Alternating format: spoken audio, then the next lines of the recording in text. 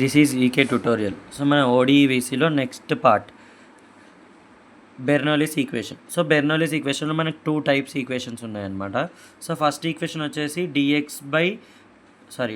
By dt dy plus p of y into x is equal to q of y into x power n వస్తుందన్నమాట. So మీకు ఎక్కడైనా X power ఎన్తో multiply అయితే ఇలా చేసుకోవాలనేది గుర్తుపెట్టుకోండి. అప్పుడు మనం పి ఆఫ్ వై ఇక్కడ ఏదైతే వై ఫంక్షన్ ఉంటుందో దాన్ని టీ అనుకొని జనరల్ సొల్యూషన్లో సబ్స్టిట్యూట్ చేస్తాం. సో చూపిస్తాను ఇప్పుడు ప్రాబ్లం చేసి. సెకండ్ టైప్ కూడా చూడండి, dy by dx plus p of x into y is equal to q of x into y power n. ఇక్కడ కూడా p of x equal to t తీసుకుంటాం, జనరల్ సొల్యూషన్ అనేది మారుతుంది. సో ఇక్కడ మనం ఎలా చేస్తామనేది ఒక ప్రాబ్లం తీసుకొని చేద్దాం. సో చూడండి, ఫస్ట్ ఇవి స్క్రీన్ షాట్ తీసుకోండి సో దట్ మీరు ఇవి తర్వాత కూడా మీకు అర్థమవుతుంది. ఓకే, సో నెక్స్ట్ ప్రాబ్లం చూద్దాం. సో సాల్వ్ అని ఇచ్చి మనకు ఒక జనరల్ ఈక్వేషన్ ఇచ్చాడు. సో మనకి ఇక్కడ డివై బై డిఎక్స్ ఇచ్చాడు. So which is in the form of, చూసుకుంటే మనకి ఏదైనా ఈ ఫామ్లో ఉంది. కానీ మనకి ఇక్కడ చూసుకున్నప్పుడు ఏంటి అంటే ఇక్కడ ఎక్స్ అనేది మల్టిప్లై అయింది. సో ఎక్స్ మల్టిప్లై అయినప్పుడు ఎక్స్ ఎప్పుడు ఉంచుకోవద్దు అనమాట. ఎక్కడైనా డివై బై డిఎక్స్ లేదా డిఎక్స్ బై డివై ఉన్నప్పుడు దాని పక్కన ఏ కోఎఫిషియంట్ కూడా ఉంచుకోకండి, దాన్ని డివైడ్ చేసేయండి. సో డివైడ్ విత్ ఏముంది ఇక్కడ, దాంతో ఎక్స్తో డివైడ్ చేయండి. So x by x is equal to 1 అంటే ఇది ఒక్కటి మిగిలిపోతుంది. Dy by dx plus y by x is equal to x cube y power 6 by x. So x 1 అంటే ఎక్స్ స్క్వేర్ అనేది మనకి రిమైనింగ్ మిగులుతుంది. సో డివై బై డిఎక్స్, ఇక్కడ y వచ్చింది కదా, సో ఇక్కడ కూడా వై అనేది మల్టిప్లై అవ్వాలన్నట్టు గుర్తుపెట్టుకోండి, ఈజీగా ఉంటుంది. అప్పుడు మిగిలిపోయింది ఏంటిది, బై ఎక్స్ అంటే 1 బై ఎక్స్. ఇక్కడ ఏం మిగిలింది, x square into y power 6. So మనకి ఇలా ఉన్నప్పుడు ఇక్కడ కూడా ఇక్కడ ఏంటి, ఇలా ఉన్నప్పుడు మనం ఇలా తీసుకుంటాం. సో ఇలా అనుకునే ముందు మీరు ఫస్ట్ ఏంటంటే ఓన్లీ ఈ ఏదైతే ఫంక్షన్ ఉందో మనకి ఇక్కడ ఏం ఫంక్షన్ ఉండాలో అది ఉంచుకోండి. మనకు ఓన్లీ ఏం ఫంక్షన్ ఉండాలి, క్యూ ఆఫ్ ఎక్స్ మాత్రమే ఉండాలి. సో అంటే ఎక్స్ ఫంక్షన్ మాత్రమే ఉంచుకొని ఈ వై ఫంక్షన్ని చేయండి ఇటు. సో అంటే డివైడ్ చేయాలి, డివైడ్ విత్ వై పవర్ 6.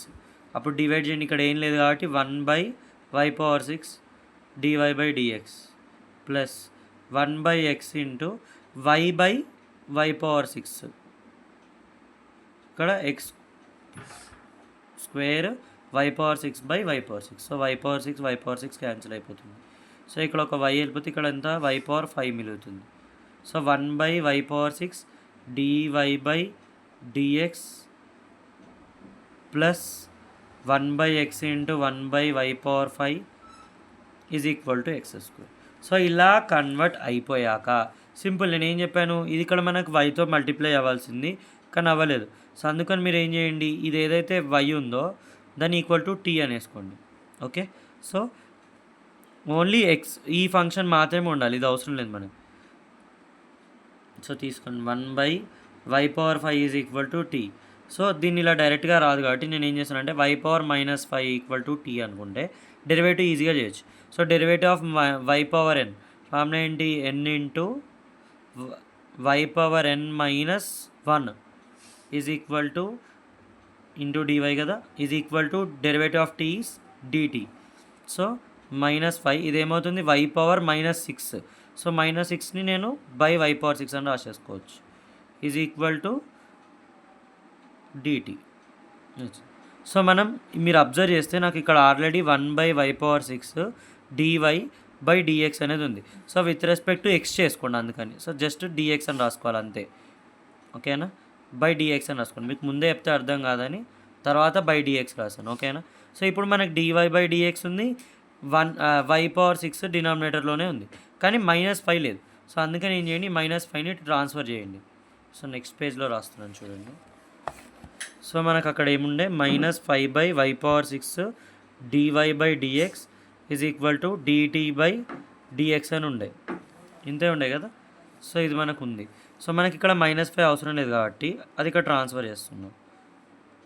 ఇక్కడ ట్రాన్స్ఫర్ చేస్తే ఏమవుతుంది, అది మైనస్ అయితే పైన రాయాలి కానీ అది ఏమవుతుంది, డివైడ్ అవుతుంది. ఓకే, సో డివైడ్ అయితే దీన్ని ఏం చేయొచ్చు, ఇప్పుడు మనం ఇది మన క్వశ్చన్లోనే ఉంది. క్వశ్చన్లో మనకి ఇక్కడ క్వశ్చన్లోనే 1 by y power 6 dy by dx అనేది ఉంది, ఓకేనా, మేము ఇక్కడ రాస్తున్నాను చూడండి ఆ ఈక్వేషన్ని.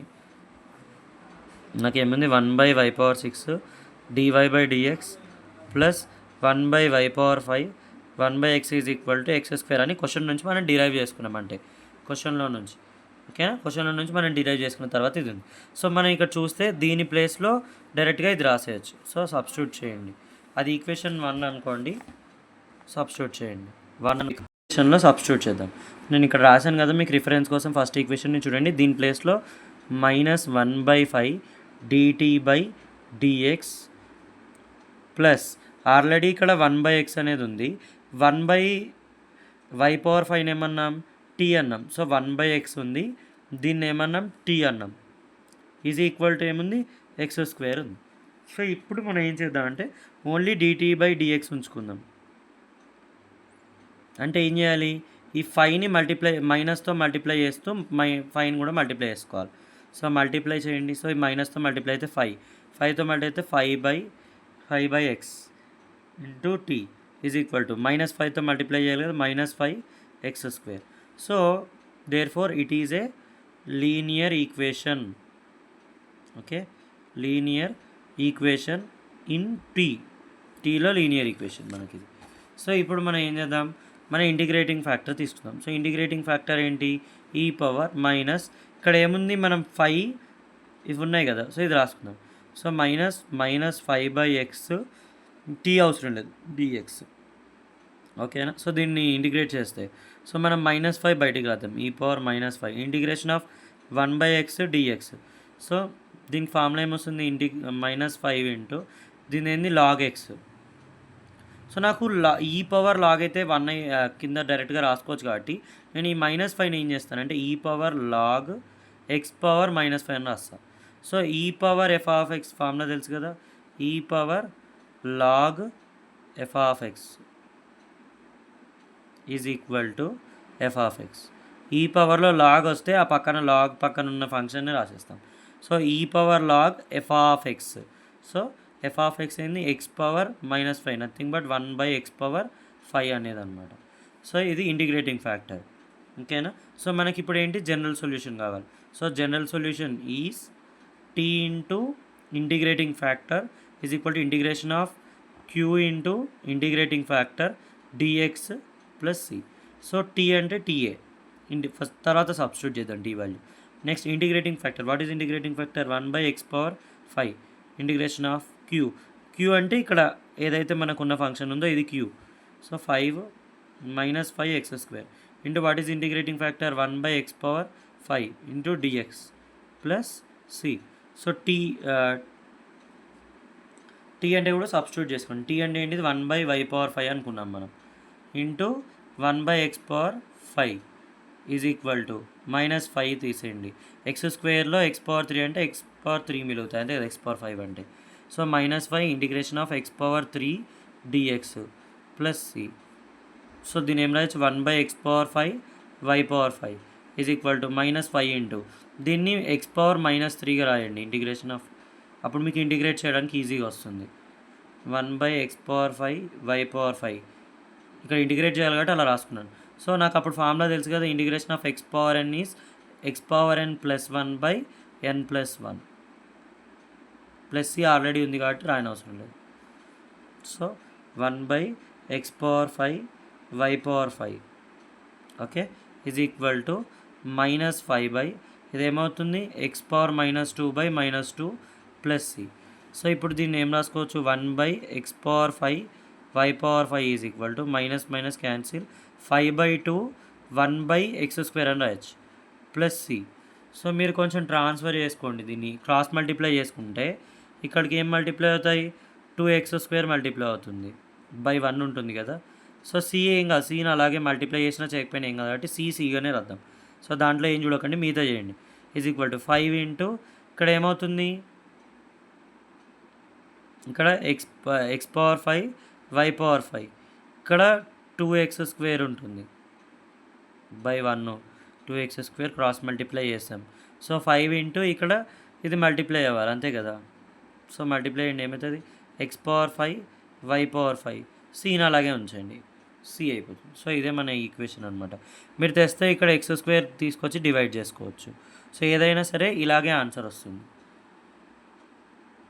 సో ఇప్పుడు ఈ ప్రాబ్లం చూద్దాం. ఇందులో చూడండి, డిఈ అంటే మన differential equation is reducible to linear equation by substitution అనమాట. సబ్స్టిట్యూట్ చేస్తాం అంటే ఇందాక మనకు బెర్నౌలీస్ ఈక్వేషన్ లాగా ఇంత ఈజీగా రాదనమాట. సో ఇక్కడ చూడండి, ఎక్స్ అంటే మనకి సీకెండ్ స్క్వేర్ వై ఉంది, దాంతో డివైడ్ చేసినప్పుడు ఇక్కడ x into something function of y వస్తుంది. మనకి ఇక్కడ వై అయినప్పుడు దేంతో మల్టిప్లై అవ్వాలి, మళ్ళీ వైతోనే మల్టిప్లై అవ్వాల్సింది. కానీ ఇక్కడ tan వై ఉంది, ఎక్స్తో మల్టిప్లై అయింది. సో ఇక్కడ ఆ కేస్ అనేది అప్లై అవ్వదు. సో అందుకని ఇలాంటప్పుడు మనం ఏం చేస్తామంటే సబ్స్టిట్యూషన్ మెథడ్స్ యూస్ చేస్తాం. ఎలా సబ్స్టిట్యూట్ చేస్తామంటే ఇక్కడ మనకి ఏదైతే ఇన్కన్వీనియన్స్గా వై రావాల్సింది, కానీ వైలో ఉన్న ఫంక్షన్ ఏంది, tan వై. సో మీరు అబ్జర్వ్ చేస్తే ఈ tan y let tan y is equal to t అనుకున్నారనుకోండి, అప్పుడు మనకి దీని డెరివేటివ్ చేస్తే ఏమొస్తుంది, secant square y with respect x కాబట్టి డివై బై డిఎక్స్ అని రాయండి అంతే. Is equal to t derivative ఏంది, డిటీ బై డిఎక్స్. సో ఇక్కడ చూడండి, దీన్ని రీప్లేస్ చేసేయచ్చు. సో ఇప్పుడు మనం tan వై ప్లేస్లో ఇది రాస్తాం, second square y dy by dx ప్లేస్లో ఏం రాస్తాం, dt by dx. Next plus 2x అంటే ఏం తెలియదు, tan వై అంటే డెరివేటివ్ ఏంది, టీ. సో ఇప్పుడు చూడండి, టీ ఉంటే టీతోనే మల్టిప్లై అయింది, మన ఈక్వేషన్ ఫార్ములాలోకి వచ్చింది. కానీ ఎక్స్ క్యూబ్ అని ఉంది కదా, సో ఎక్స్ క్యూబ్ అని రాస్తాం. ఓకేనా. సో ఇప్పుడు మన ఇంటిగ్రేటింగ్ ఫ్యాక్టర్ చూసుకుంటే ఏదైతే మన టీ పక్కన ఉంటుందో అది చూసుకోవాలి. So integration of 2x dx ఇది. సో ఇప్పుడు ఇది ఇంటిగ్రేషన్ ఆఫ్ 2 బయటికి రాసేస్తారనుకోండి, 2 బయటికి రాసేస్తే ఇంటిగ్రేషన్ ఆఫ్ x dx అంతే కదా. సో అప్పుడు ఏమవుతుంది, integration of 2 into integration of x అంటే x పవర్ 1 ఉంది కదా. So 1 + 1 is 2/2. So 2 is cancel. So e power x square అనేది నా ఇంటిగ్రేటింగ్ ఫ్యాక్టర్. సో ఇప్పుడు నాకు జనరల్ సొల్యూషన్ ఏంటి, జనరల్ సొల్యూషన్ ఏమవుతుంది, t into integrating factor same integration of q into integrating factor plus c. So t అంటే ఏమనుకున్నాం, tan y. So tan y integrating factor ఏంటి, e power x square integration of q. So integration q అంటే ఇక్కడ x cube into e power x square dx plus c. So ఇప్పుడు చూడు, దీన్ని అయితే మనం ఏం చేయలేం కాబట్టి అలాగే పెట్టేస్తాను, tan why into e power x square. So దీన్ని డెరివేటివ్ చేయలేం, కానీ ఇంటిగ్రేషన్ డైరెక్ట్గా చేయలేం. కానీ నాకు ఒక ఐడియా వచ్చింది, ఇక్కడ x⁴ ఉంది, ఇక్కడ ఎక్స్ స్క్వేర్ ఉంది. సో అలాంటప్పుడు మనం సబ్స్టిట్యూషన్ ఇలాగే చేస్తాం కదా. సో ఇక్కడ కూడా let x square is equal to already t అయిపోయింది కాబట్టి ఇప్పుడు యూ అను. అప్పుడు ఏమొస్తుంది మనకి, x square is equal to వస్తే 2x dx is equal to 2u అవుతుంది,